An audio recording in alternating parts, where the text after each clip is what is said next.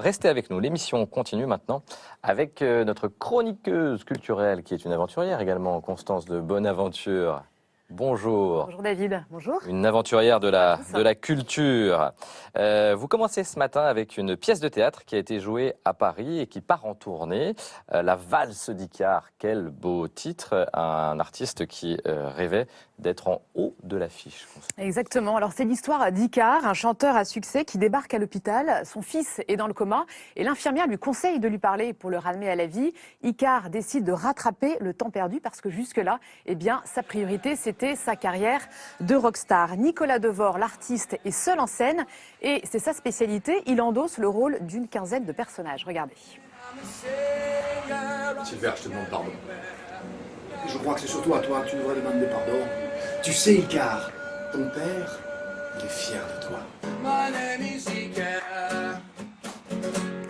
Alors Nicolas Devort, l'artiste, jongle entre ses différents protagonistes de manière très habile, avec une mise en scène aussi très simple. Il n'y a, vous l'avez vu, qu'une guitare et qu'une chaise.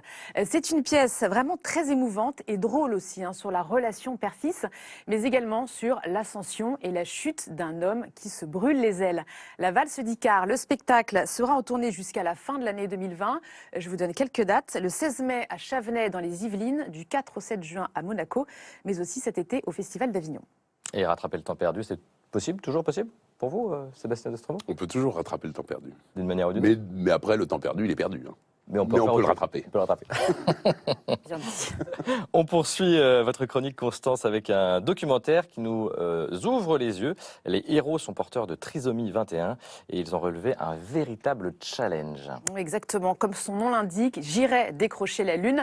C'est un film sur le défi. Nous sommes immergés dans le quotidien de jeunes adultes porteurs de trisomie 21 et pendant tout ce film, eh bien, on suit leur chemin vers l'autonomie et l'apprentissage de l'indépendance. Alors il y a Robin, Éléonore ou encore Stéphanie. Ils travaillent, ils ont leur appartement, ils font leurs courses, ils sortent. Bref, la vie classique de jeunes trentenaires. Je vous propose de regarder d'ailleurs tout de suite un extrait de la bande-annonce. Tout commença dans une ville tranquille. Un nouveau-né est venu au monde. Robin n'avait pas choisi. Et voici. 3, 4. Je serais d'accord avec toi si c'était que des pièces de 1. Ce que j'en fais de ma trisomie, je la détruis. Je la jette à la poubelle. Je veux qu'on parle en tant qu'adulte. Je suis une adulte.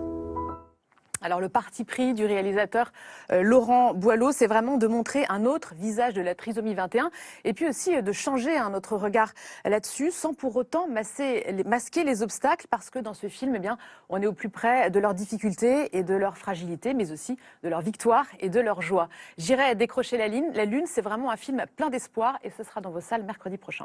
Encore une aventure. Je rappelle également que le 21 mars, eh bien, ça sera la journée mondiale de la trisomie 21. Vous nous emmenez maintenant, Constance, découvrir l'église où nous allons aller dans quelques minutes pour vivre le direct. La messe, c'est à Clichy, en région parisienne. Oui, direction l'église Saint-Vincent de Paul. Et on va faire un petit travail d'imagination pour se remettre dans le contexte de sa construction qui remonte à 1620. À l'époque, Clichy était un petit village très ancien, au moment où Paris s'arrêtait à la Madeleine. Et en hommage à Saint-Vincent de Paul, curé de Clichy et au bien qu'il a fait, l'église a été gardée intacte telle qu'il l'a connue, même si, vous l'apercevez sur ces images, elle jouxte une église plus grande, plus moderne, construite en 1900. La petite église, elle, sert donc plutôt de sanctuaire. Alors c'est un édifice Louis XIII et c'est assez rare en Île-de-France de voir des églises comme ça encore debout. C'est vraiment une petite église de campagne, le décor n'a quasiment pas bougé, sa restauration a été assez sobre. D'habitude, les plafonds des églises parisiennes sont plus voûtés. Ici, pour des raisons financières, il avait été construit en bois. Et puis on termine avec ces images de son clocher, ce tout petit clocher très modeste qui rappelle une fois encore la simplicité de cette église. Voilà pour cette église de Clichy dans les Hauts-de-Seine. Merci Constance, à dimanche prochain. Merci.